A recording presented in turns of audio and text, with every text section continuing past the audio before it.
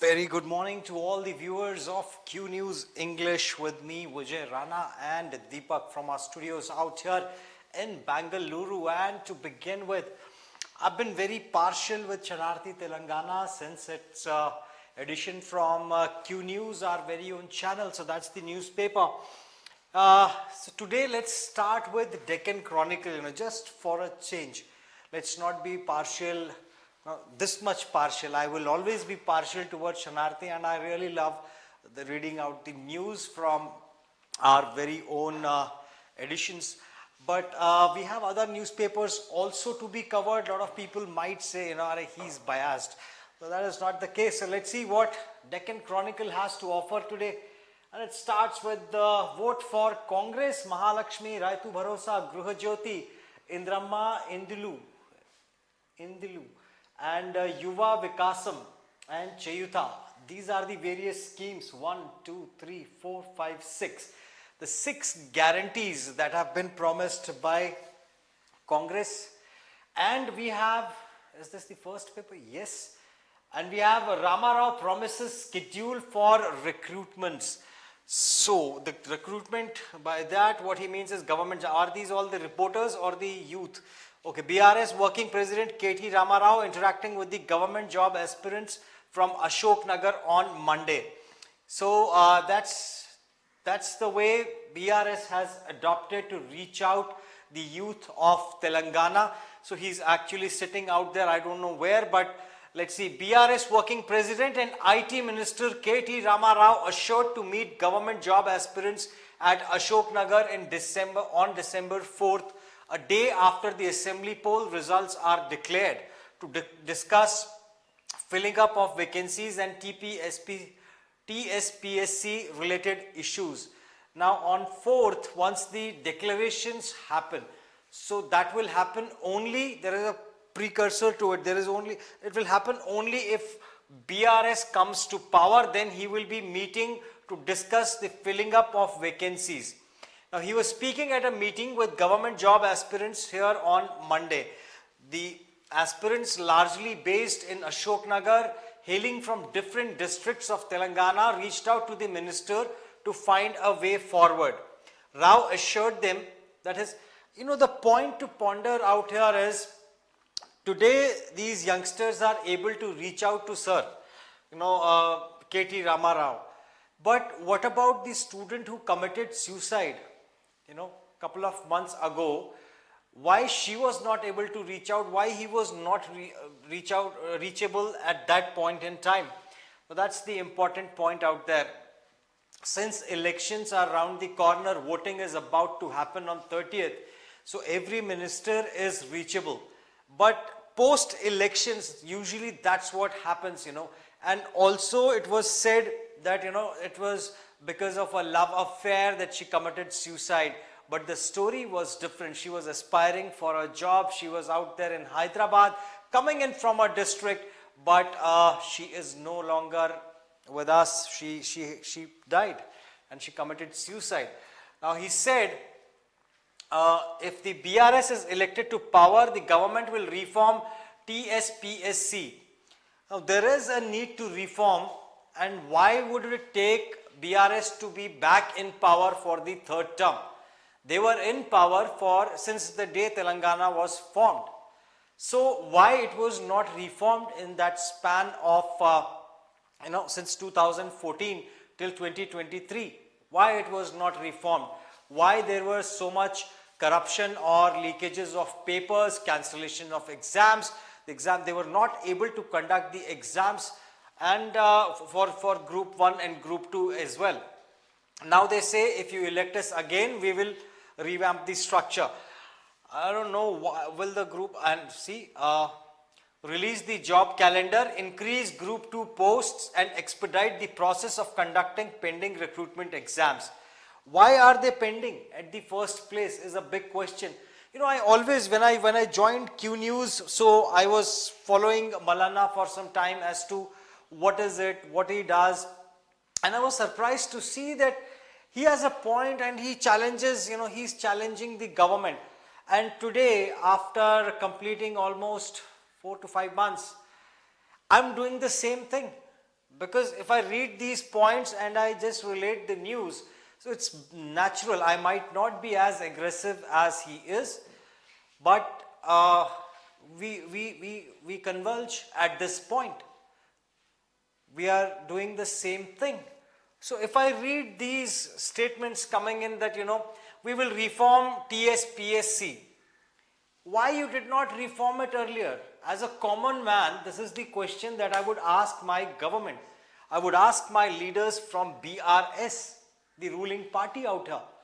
You should have reformed these institutions already. Why it was not done during your tenure? They will release the job calendar. Why it was not released earlier? It was released earlier, but it could not, you could not follow it. It was a failure of the entire system. The machinery failed. And increase group 2 posts. What is the point of increasing group 2 posts when you are not able to conduct the exam? People are aspiring for it. Now, earlier they were saying, let's say there are 1,000 vacancies. Now they'll say there are 10,000 vacancies, but it's only something that you can see, you can aspire for. But when you go there to write the exams, there are people who already had the question paper. The question papers get leaked. You are not able to conduct the exam as per the provided guidelines. Instructions are not being followed at various centers. So I feel, all these things, common man would question this. And what Mallanna did, he actually did what a common man, what the opposition should have done. I'm surprised as to where is the Congress out here and BJP. BJP and Congress, BJP is lashing out, discard family dynasty for Telangana's growth, says Nitin Gadkari. Gadkari, sir, is one of the best politicians, when it comes to managing the transport or the infrastructure, especially roads, etc. He's the best man for the job. He delivers. But he is not aware of these facts. He is not aware of what what is happening with TSPSC. He is not aware. Otherwise, he would definitely have pointed out that, what is happening. Opposition parties, they are actually against, they are just running around with dynasty politics. Be it Congress or be it BRS, BJP is targeting them with this, that Congress also has dynasty politics, and BRS also follows the same. But apart from that, what they could not do for the common man is very important. That is the point that they should have brought up, that BJP should have taken up. That is the point that Congress should have taken up. And what would have happened? You and me would have been benefited by that. Because BRS would have corrected their means and ways to conduct these examinations. They would have corrected their ways, or they would have, amended certain things, and the jobs would have been done. But nobody questioned. It was only Mallanna. He was pinned down. They tried their best to pin him down. And I don't know why all of a sudden I want to have a cup of tea. I don't know where to seek help from. What should I do? Okay, let's see. During the course of freewheeling interaction, the aspirants asked several questions related to the job calendar, reconstitution of TSPSC board, and cancellation and postponement of exams, among others. So are these the only aspirants? What about, there are lakhs and lakhs of people who aspire for these jobs. This is only a handful of students, hardly 20 students were there, or this guy doesn't look like a student also, but okay. Whatever it is, he did address the students. He said no one can question their commitment to create government jobs. How will you create a government job? Especially the Congress party, which did not give even 1,000 jobs a year when they were in power in the undivided Andhra Pradesh from 2004 to 14. Now this, they are comparing the rule of Congress government. What is the need? Congress was not there after 2014, sir. You were the only person in the government, in power. You were enjoying the power out there. You had everything. So, owing to this, what do I have here in page 2? KTR promises further extensions, KCR Congress. I was going through one newspaper and a very interesting column out there. Oh, we have Mamata Banerjee also advertising. Bengal sets the grand stage for growth. Welcome to Bengal Global Business Summit. Madam, you did not allow Tatas to set up their plant, their nano plant. And now you talk about grand stage for growth. That's surprising. And I want that article, I want to discuss that article today with all of you. An interesting one to read. Did I lose it somewhere? It was there on my cell phone, I was going through the newspapers and I was able to find it. Let's see if Hindu has that. Oh, lashing out at Congress. It was page 2. Yes, this is the article that I wanted to go through along with all of you. BRS campaign narrative solely based on development work. This is what I wanted every party to focus on. What is the development that they can promise if they are not in power? What is the if they are not in power in any of these states across India, then they can promise. But if they have, served the people of any state across India, they have, they should highlight their achievements out there. And for the Telangana crowd, for the Rajasthan people, for the people on the pole-bound state, they should tell them that this is what we did for you. This is what our achievement has been. That is what has been covered here. And B. Vinod Kumar, interview with Vice Chairman of State Planning Board. He is the brain behind BRS. I must say this, after going through this article. And hey, what do we have here? I did not switch on my own telecast. Want to get into software development? Python course. Shruti Pandit is the first one from Gujarat, and Gujarat reminds me of the loss of World Cup. So it's okay, our team played really well. It was not their day, the finals. They just lost one match and that was the final match. But it's okay, they are still our heroes and we love them all. Brilliant work out there. Naveen Kota says, truth is stranger than fiction. And good morning, she is shouting and she has become a Hulk. Aditya Kumar Mishra is also wishing us a very good morning along with Paul Multiples. Good morning, sir. A very, very good morning to all of you. And let's move on with the news. What this article had to say, and it was the Hindu. Yes. He says he's regarded a part of core think tank closely associated with Chief Minister KCR since day one of floating Telangana Rashtriya Samiti, known as BRS now. So, and the person who interviewed him actually enjoyed the conversation. We can see the way this article has been written. In a candid interview with B. Chandrasekhar, State Planning Board Vice Chairman, B. Vinod Kumar speaks on various poll issues. Edited excerpts from the freewheeling conversation. So, what is the main poll plank on which BRS is asking people to support it for the third time in a row? So, why BRS should be elected? So, for those of you who do not belong to Telangana, BRS is a regional party. They want to grow to become a national party. That's their aspiration. But for now, for this election, they are a regional party, and Congress and BJP are amongst the opposition parties. The two biggest parties are the opposition for BRS, and they have successfully defeated both the parties in 2 consecutive terms. We are going to the people only on the agenda of development by building our narrative on Nadu Nidu. What was Telangana earlier and what is it now? The change is clearly visible to everyone. from the days of 12-hour power cuts in rural areas.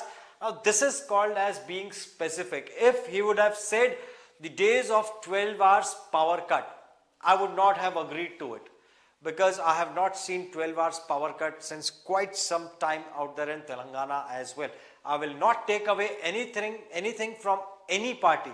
If they have done something good, I will definitely support. If they have not done something good, I will definitely question.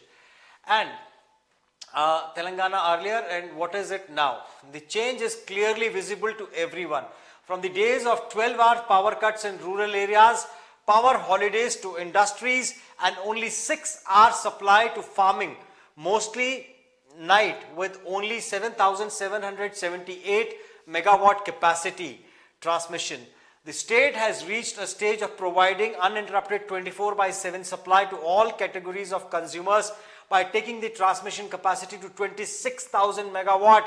The state also boasts of the highest growth rate in power capita energy consumption on the irrigation front. The state rise to the top position in paddy production with 3 crore tons by surpassing Punjab is ample proof of the transformation that has been brought about after construction of 20 new major reservoirs under Kaleshwaram and other projects. So he has very beautifully highlighted the achievements of BRS. Nobody can actually question these. Yes, the only question arises when you talk about Kaleshwaram, the Medigadda barrage. So that's really, that's actually become a negative point for BRS. It has been possible as the household leaders have been at the helm of affairs. Besides, law and order has been the important feature of BRS governance, with no instance of curfew. Recognition of districts to take the administration closer to people and establishing government medical colleges in all districts have been revolutionary steps. Now, what are the pre-poll promises in your view that BRS has failed to keep in its 2 terms? A very good question asked there. So what promises BRS could not keep? Let's see what answer he has. To be honest, we could not construct the double bedroom houses in desired measures due to non-availability of government land in villages. Now, he is confessing that the double bedroom scheme could not be completed, but he's also giving us a reason for that non-availability of government land in villages. That is the reason government has launched Gruha Lakshmi scheme to fund construction of house on own site by eligible families. Another one is 3-acre land to Dalits. They could not give the 3 acres land to Dalits. So he is highlighting that as well, things that they could not do. So indeed, it's a very candid interview that he has given. Again, non-availability of government and private land and very high prices of private lands have hindered these implementation, forcing it to launch Dalit Bandhu. Don't you think there is a discontent among some sections of electorate, such as unemployed youth? Now, on one hand, we saw KTR, the news out here in Deccan Chronicle that we were going through was about KTR. He is sitting here addressing the unemployed youth, and the count would be around 20. So he has addressed 20 young people out there.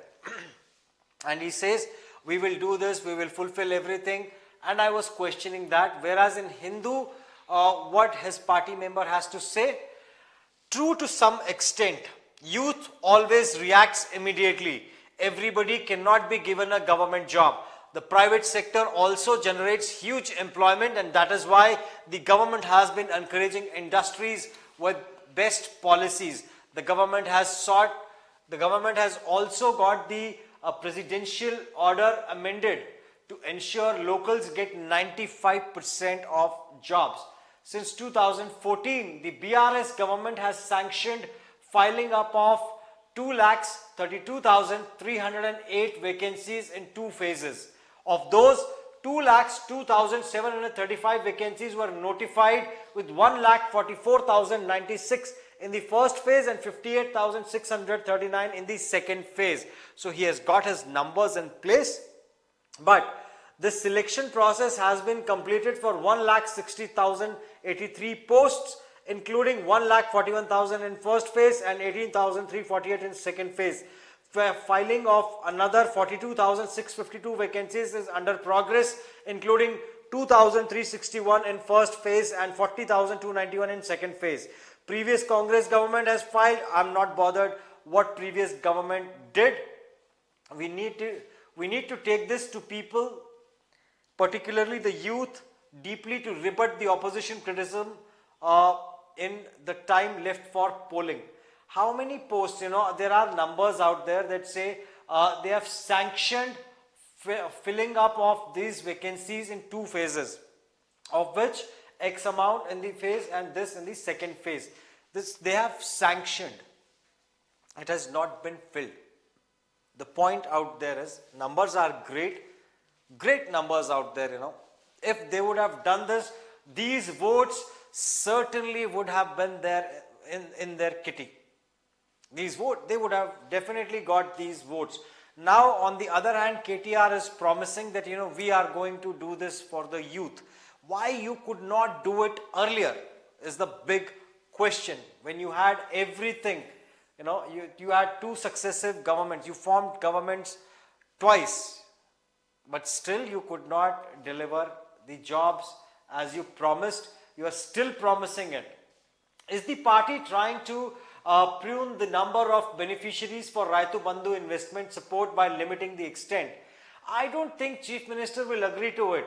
There are not many large farmers in the state, and even if there are some, they will get mutation done of the land holding for availing such schemes.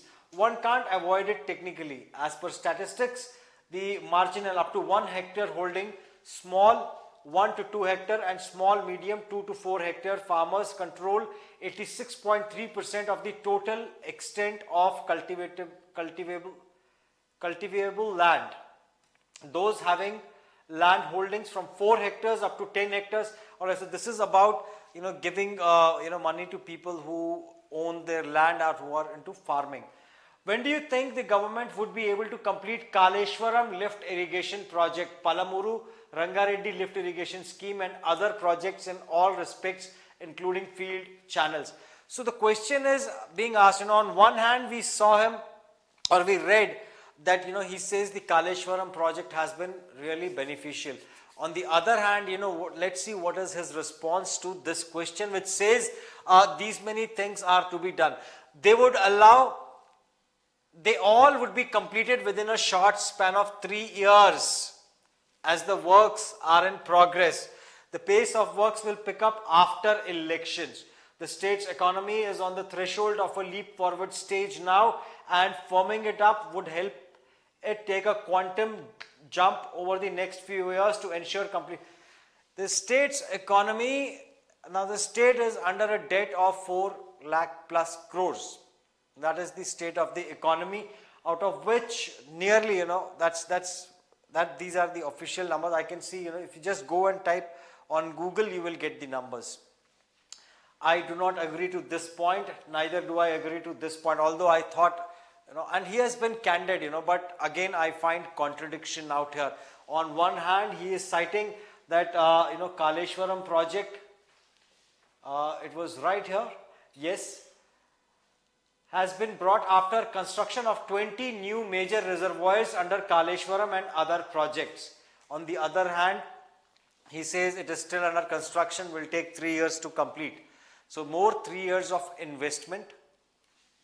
Let's see. Although the man looks, he's really good with numbers and good reality check out there. So we have Jali Venkateshwarlu along with Naveen Kota. We have Shiva wishing us all a very good morning. Along with Aditya Kumar Mishra says Jai Modi, Jai Yogi, Jai BJP. And we have Shiva wishing us a good morning. So BJP fan out there in the form of Aditya. And we have Naveen Kota, Bharat growing 4 trillion GDP. All right, and we have Jali Venkateshwarlu along with Kasi Reddy Vajramma. Very welcome to Vishal along with Venkateshwarlu. And we have Satyam Chandrasekhar also wishing us all a very good morning. Let's see, where there is a will, there is a way. Mr. Vinod. Mr. Vinod? Where is Mr. Vinod?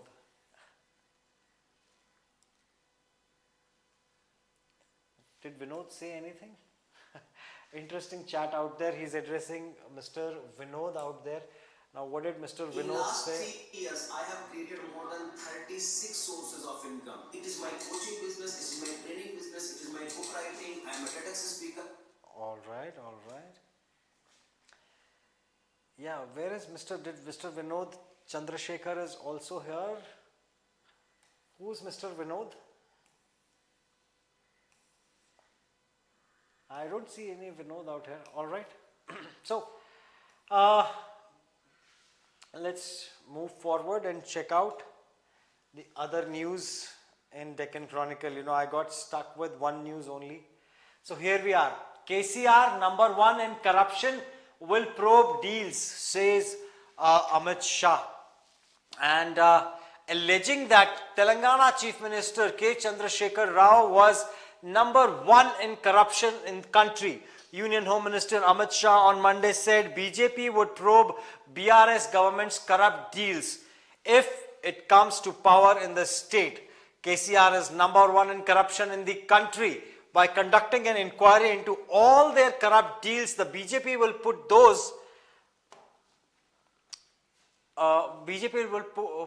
those who indulged in corruption behind bars. And this has, we have been seeing this as well. But there is a good news for all the Chandrababu Naidu fans like me. And the good news is, where is the good news? It has not been covered or what? It's been covered here in Shanarthi.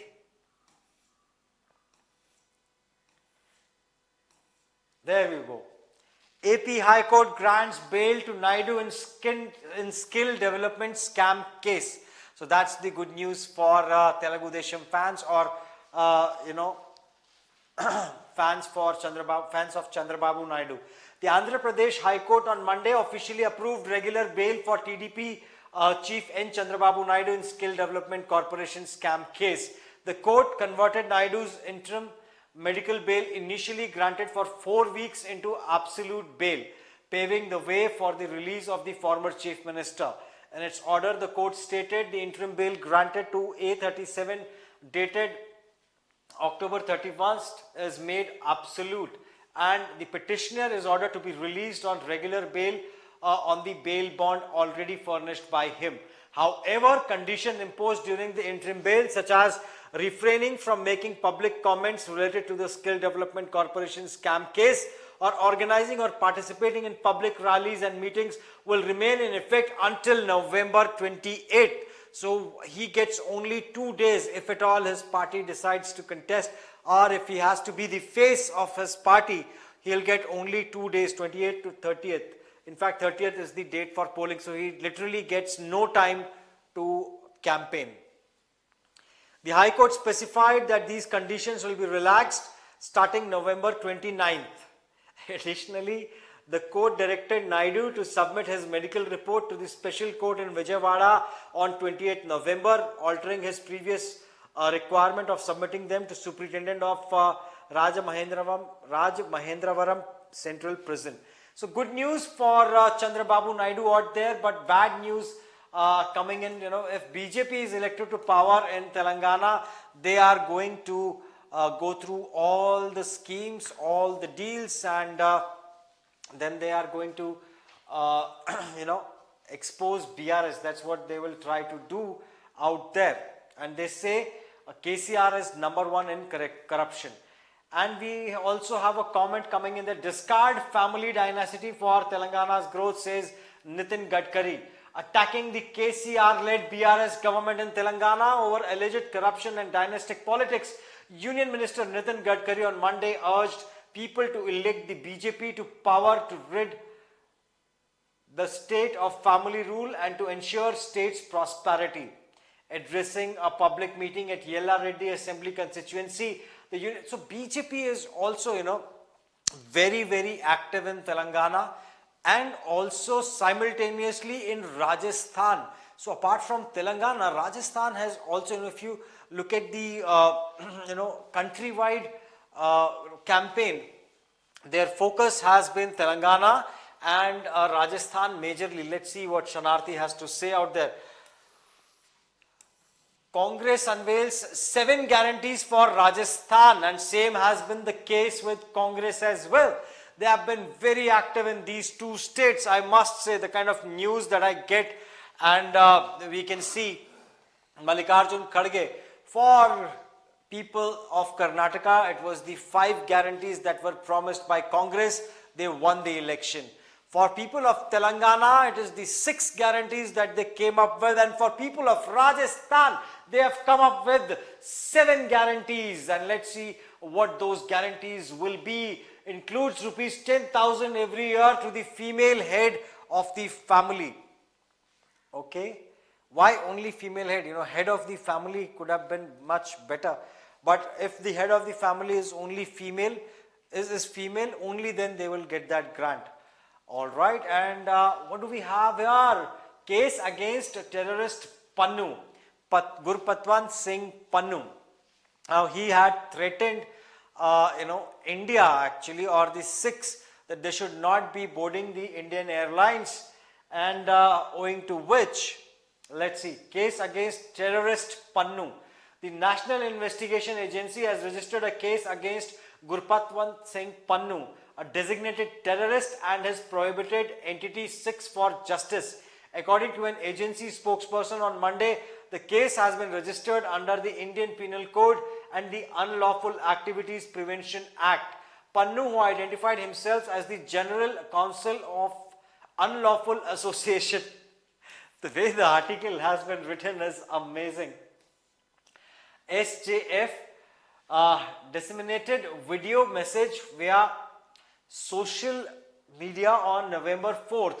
In these messages, he urged Sikhs to abstain from flying on Air India planes starting November 19th, alleging potential threat to their lives if they chose the airline. The self-proclaimed General Counsel also wanted self-proclaimed,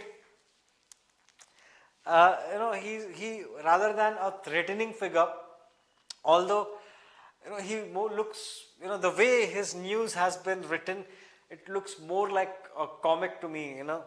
Air India would face global restrictions. In response to these threats, heightened security measures were implemented and investigations were launched by authorities in Canada, India and other countries served by Air India. Pannu's video message additionally included a caution to Indian government, asserting that the Indira Gandhi Airport, International Airport in Delhi, one of the world's busiest airports, would be closed on November 19th. And today is November 21st. Is that true, Deepak? Yes. So nothing happened. It was just a hoax, and somebody from somewhere calling himself, some name he has given himself, what, and he's leading some organization, SJ, Sikhs for Justice. Very non-serious entity out there. India and Australia hold meets to step up ties. So we see S. Jaishankar out there, HCL Tech. So they are going to have, India and Australia on Monday convened a 2+2 ministerial dialogue to enhance defense collaboration and strengthen the strategic partnership, particularly in areas such as critical minerals trade and investment. Critical minerals trade and investment. The meeting involved Defence Minister Rajnath Singh, External Affairs Minister S. Jaishankar, and Australian Deputy Prime Minister and Defence Minister Richard Marles. So a good step out there. And Vizag fire will compensate fishermen's loss, says Jagan. Now these small boats, they all caught fire yesterday, owing to which YSR has announced that Chief Minister Y.S. Jagan Mohan Reddy announced, yes, YSR, no? Yeah, so he announced that all the fishermen, there will be a committee that will be formed and they will be paying the compensation for this loss of fishermen. Claim of 4 trillion economy fake, says Congress. So we had Naveen Kota, Rajasthan never repeats the same government. Yes, indeed, I went through that also. So we had Naveen Kota saying here, where is it? The 4 trillion economy. Yes, Bharat growing 4 trillion GDP, right? Owing to which we have a response from Congress. So Naveen, do you want me to read how Congress is responding to something that you have cited out here? And Venkateshwarlu says, Jai Singareni. And good morning Anna says Satyam along with Chandrasekhar. Alright, so I went through that. Naveen Kota says, everyone is watching the game. Modi made a business deal in cricket match. While everyone was watching the game of cricket and Narendra Modi was, making it. Rajasthan never repeats the same government. And we have Satyavardhan Reddy joining us. Acha, Vinod is the MP, says Vishal. Naveen Kota, where there is a will, there is a way, Mr. Vinod. Okay, yeah. I was reading his article only. No, okay, he's citing that. I thought there is somebody in the comment section out there. But thank you so much, Vishal, for correcting me. For, in fact, not correcting, I would say, for sharing or letting me know. So everyone, and yeah, so let's see what Congress has to say against the claim of 4 trillion economy. The Congress took a swipe at the ruling BJP on Monday for claiming that India's GDP has crossed $4 trillion, marked and alleged that the bogus news is only for generating euphoria and doing headline management. Headline management. You pay money, you can manage headlines really well. That's what I think. In a post on Twitter, Congress General Secretary Jairam Ramesh, in fact, let's see here in this newspaper. Now we have Deccan Chronicle. So, even before the headline, which is the party, now they are talking about headline management because they are very well aware of it. Even before the headlines, there is a column that is managed by Congress. Very good. And it's a very good strategy actually, It's a very good ploy. The Times of India, it's the Congress. Headline management. And let's see, what is the state here? It is BRS out here, and Congress saga of scams, rupees 48 lakhs. No, not 40. Oh, how do I read that number? Guys, can somebody?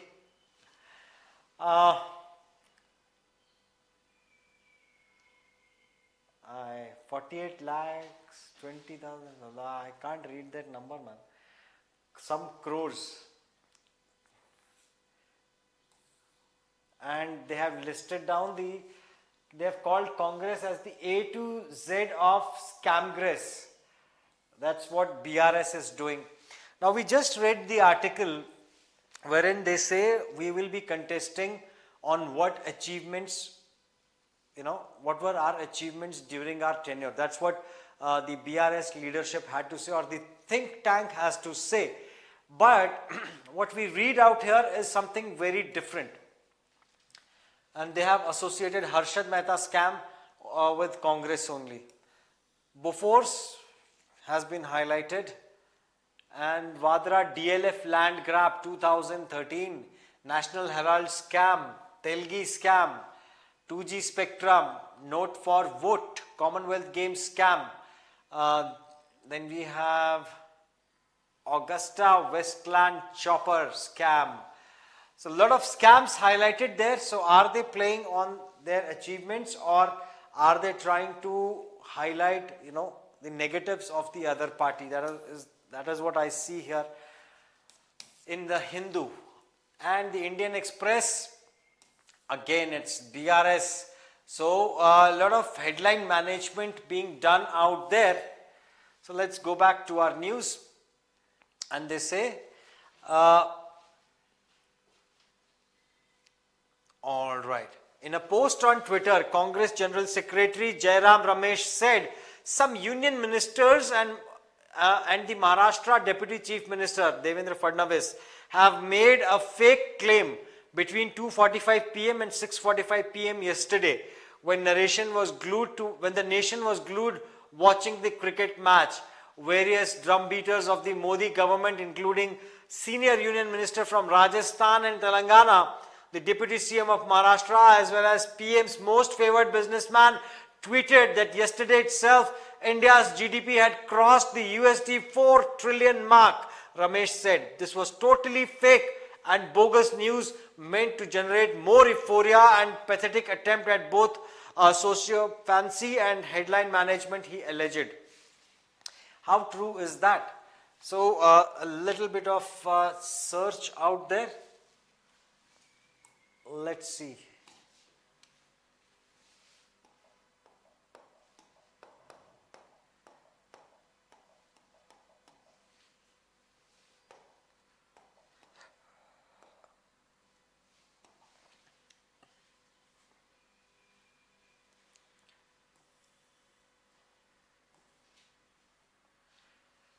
This would translate to a GDP of 3.63 trillion in the current fiscal 17 hours ago. So it's nearly 4 crores, 3.63 trillion. So almost there, but Business Today has published 4 trillion economy. India still has some way to go. Let's read what Business Today had to write on this.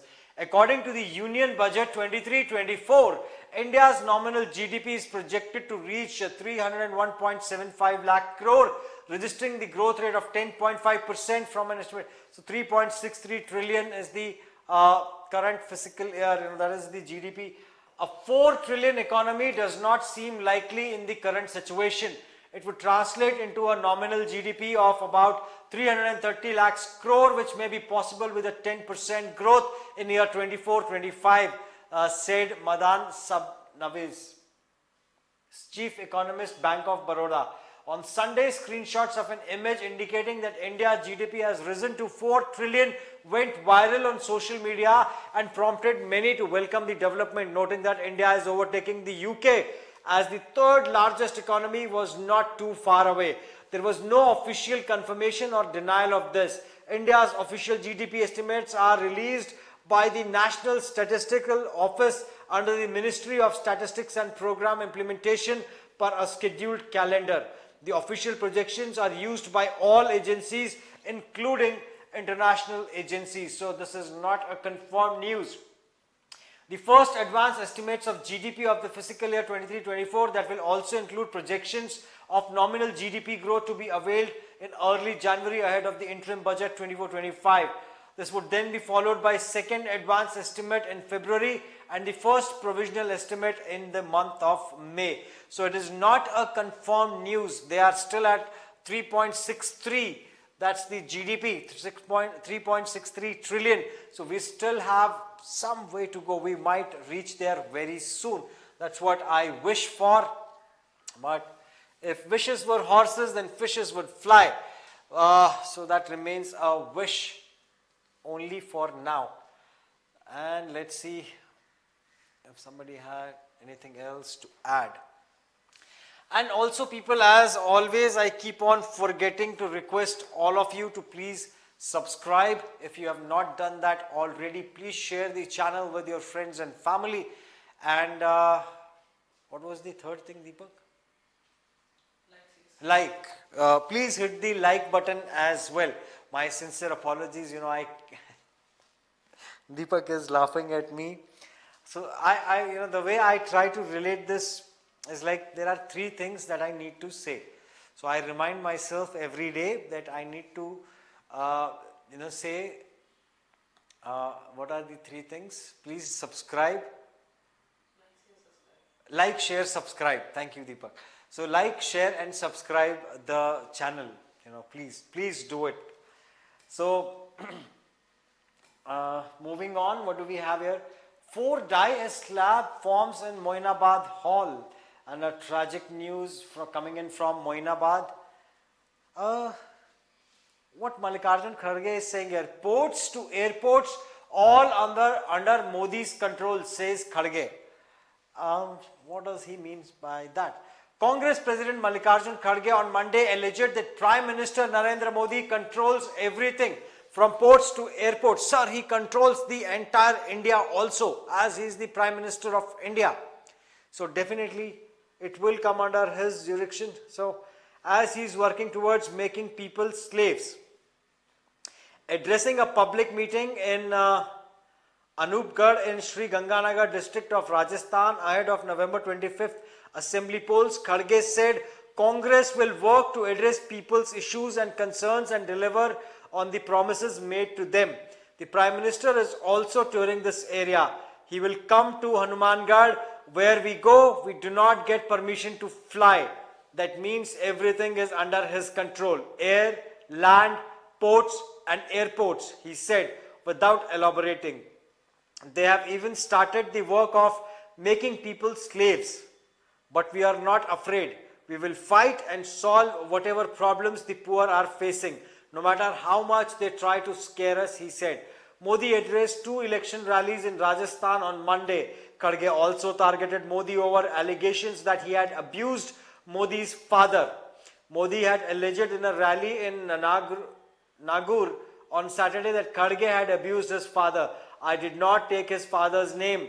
There is no use of talking about those who are not in politics. Modi said, I did not spare his father, but I did not even mention about him. Kharge said. The Congress president also took a dig at the Prime Minister for saying on different occasions that he had once sold tea. Alright, and I also saw Priyanka Gandhi out there in a scathing. Evaluate performance and vote, urges Priyanka. That's a very good start for Priyanka Gandhi. Yes, you need to evaluate the performance of the ruling government and only then cast your vote. In a scathing critique of BJP, Priyanka Gandhi Vadra, a prominent Congress leader, asserted on Monday that politicians who exploit religion or caste during elections are incapable of seeking votes based on their actual accomplishments. If I recollect, Rahul Gandhi was saying 2 days ago that caste-based census must be done across India. Madam, your party is in favor of caste-based census to be done. This is right. You should evaluate performance and vote. Yes, that is how it should be. Performance should be evaluated. And if you do not have a government, in that state, wherever the governance is with you, you should cite the examples, you should highlight your achievements or your performance out there. You should showcase the evaluation of those states. Speaking at a rally in Kekuri, Ajmer, within the context of the upcoming elections in Rajasthan, the Congress General Secretary urged voters to evaluate the performance of different political parties before casting their votes. Yes, very right. Emphasizing the unity within the Congress in Rajasthan, Gandhi claimed that the BJP was facing internal divisions in the desert state. She contended that those soliciting votes on the grounds of religion or caste were deflecting attention from their lack of substantial achievements. According to Gandhi, the BJP in Rajasthan is struggling to find a consensus on a chief ministerial candidate for the November 25th assembly polls, with the key leaders being sidelined. So yet again, madam, you are not highlighting your plus points. I would have really enjoyed reading that if you would have said that Congress is very well organized out there in Rajasthan. Congress is focused on development of the common man, the taxpayer, along with the farmers backing the economy. And this is what we are going to do. The schemes that you have launched, the 7 schemes for, we have gone a step ahead in case of Rajasthan and launched 7 schemes for Rajasthan. So that is how important Rajasthan is for us and the people of Rajasthan for us. So very soon, if I continue to read the election news, very soon I'll start writing lectures also. I hope you agree to that. How many of you agree to that? And what do we have here? 13 drowned in Bihar during Chhat Puja. So Chhat Puja is a festival that is very, very largely, celebrated. It is a very, very well celebrated festival. You should be there, out there in Bihar when Chhat Puja is around the corner. The atmosphere is just electrifying. It's just electrifying. A lot of pujas being conducted out there at the shore. So total of 13 people drowned during Chhat festivities in different water bodies in 7 districts of Bihar since Sunday. That's really sad. But please do let me know if you want me to discuss something more about Chhat Puja, what happens in the northern part of India or especially in Bihar.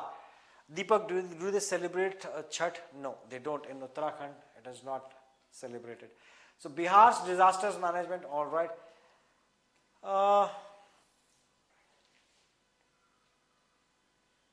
US plans more consulates. 13,000 killed in Gaza so far. So let's have a quick look as what this news reads. Gaza's government media office said. Now the first line is the most important line. Gaza's government media office. So this media office belongs to Gaza. Now how trustworthy they would be, that's another question that arises. And they say the death toll in Gaza Strip has now surpassed 13,000 since the outbreak of Israel-Hamas conflict on October 7th. Ismail al-Tawabta, the Director General of Media Office, revealed that amongst the casualties are 5,500 children, 3,500 women, with over 30,000 others sustaining serious injuries. Now, the figures, if you see the way these figures are being provided, women and children are specifically being highlighted so that they can gain sympathies across, the globe, and various countries can actually get in line with them and support them and pity them that, oh, we have, the casualty. It's 5,500 children that have been killed. Is Israel targeting these children intentionally? No, they are targeting Hamas. And what Hamas?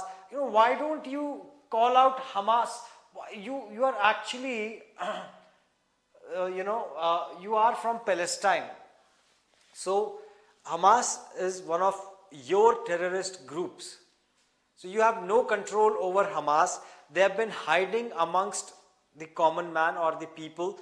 They are hiding behind the garb of, they are using the women and children as shields. So what is the option left with Israel? Their bombs will not target children specifically. There is no drone that will actually go to the extent of saying where the children are and then put a bomb there. They don't do that. Bombing happens. They have to flatten Gaza because you have tunnels. Hamas has tunnels beneath. They were hiding in the, major hospital out there. What was the name of it? Al-Shifa. So Al-Shifa hospital was also being used, as a command center. What will Israel do? Al-Tawabta further stated that the number of missing persons has risen to over 6,000, including 4,000 children and women still trapped beneath the wreckage of buildings destroyed by Israeli attacks. The conflict began when Hamas launched a surprise attack. Why? What was the need for a surprise attack? And these are the repercussions that you have to bear now. So this is the state of affairs out there, and I am in solidarity. I am still standing by Israel on what they are doing. They are warning the civilians, please evacuate. we are giving you 24 hours, still they don't, you will face, if you don't evacuate by then, you will face the repercussions. So on humanitarian grounds, they are letting you know in advance that we are going to attack this particular building, this particular area, but still you are not ready to leave. Choice is yours, sir. Here we come. And it's, it's very much within their right, because a surprise attack, you attack them from land, you attack them from water, you attack them from air, and then you hide behind women and children, and now you want to gain sympathy. That card is being played. Not acceptable. We are not fools out here. No government, it's not about me or the audiences out here in India. No government is a fool. Everybody can see through it as to what happened. And even the Muslim world is also divided into two factions on this. One of them, one faction is supporting the attacks by Hamas, and the other one says it is not right. What they did was wrong. They are condemning that as well.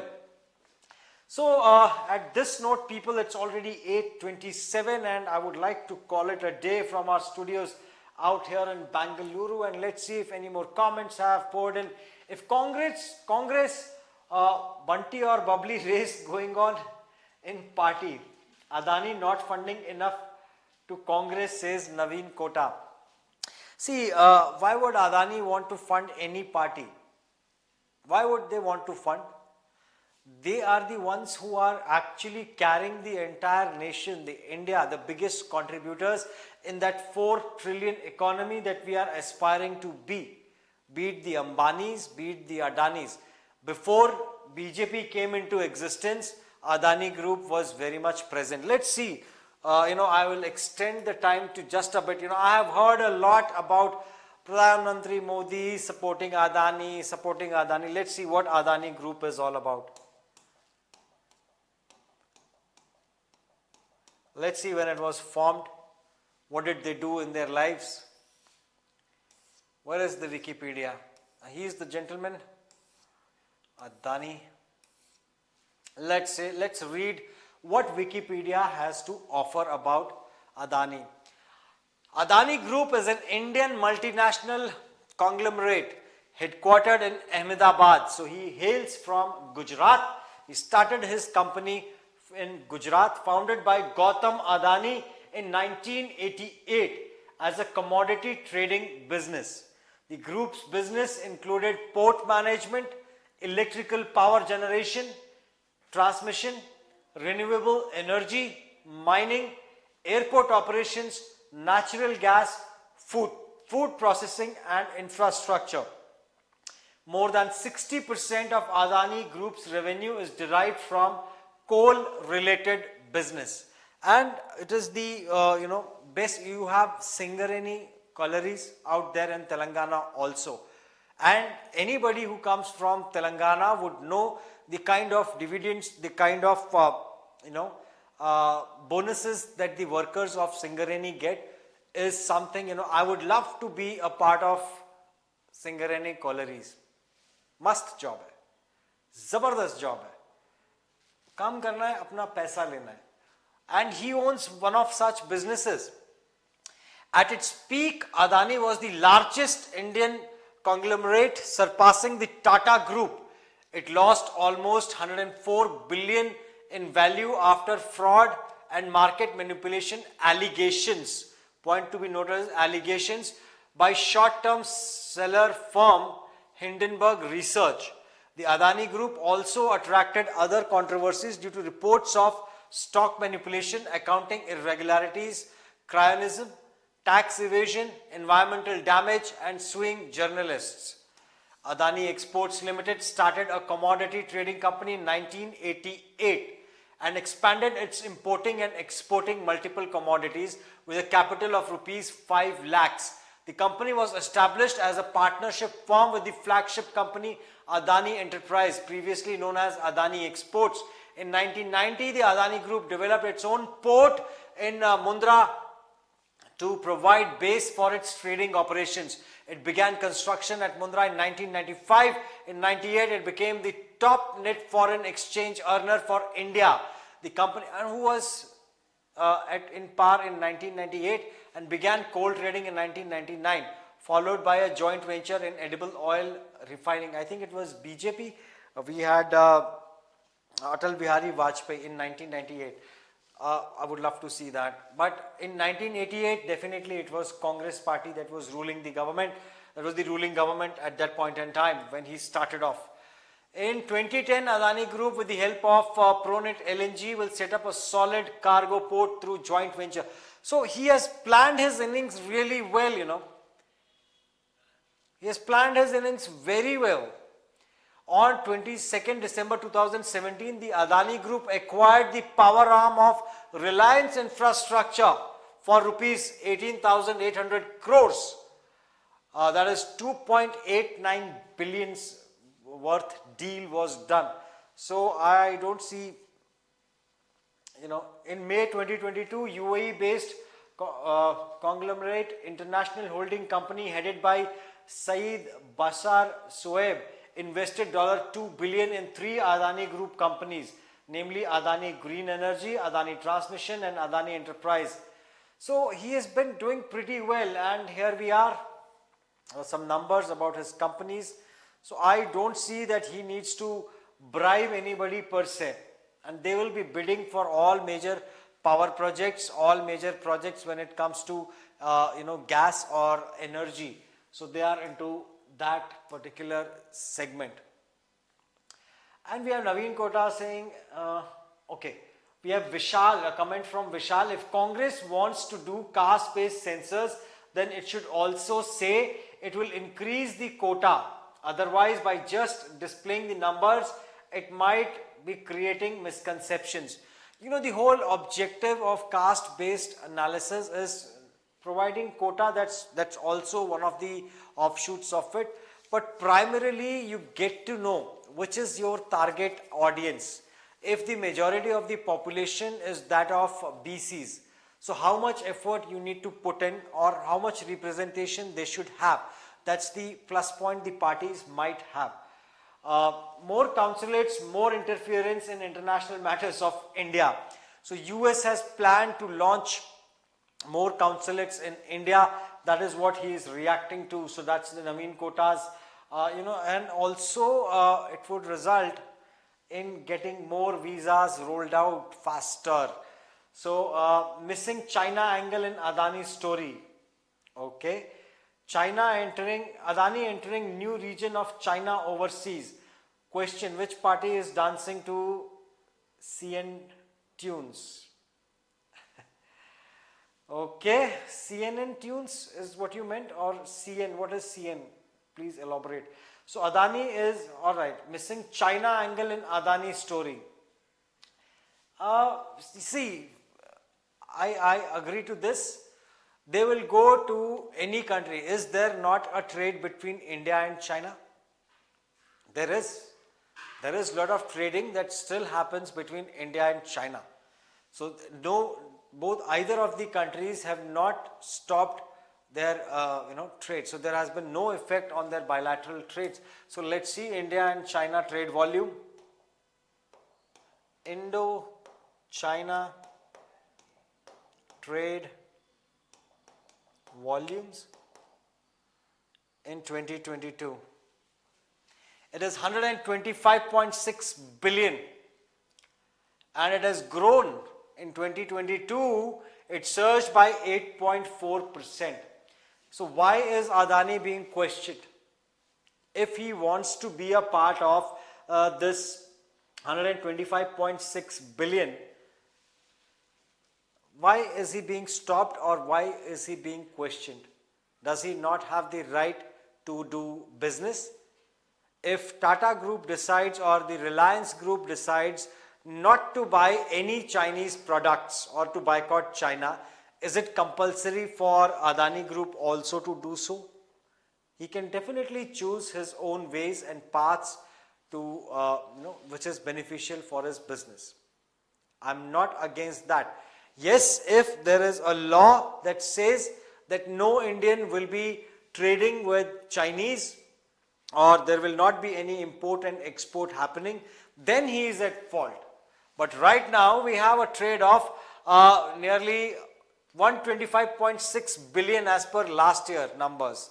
So why is he being questioned? And we have India-China trade surges to USD 136 billion in 2022.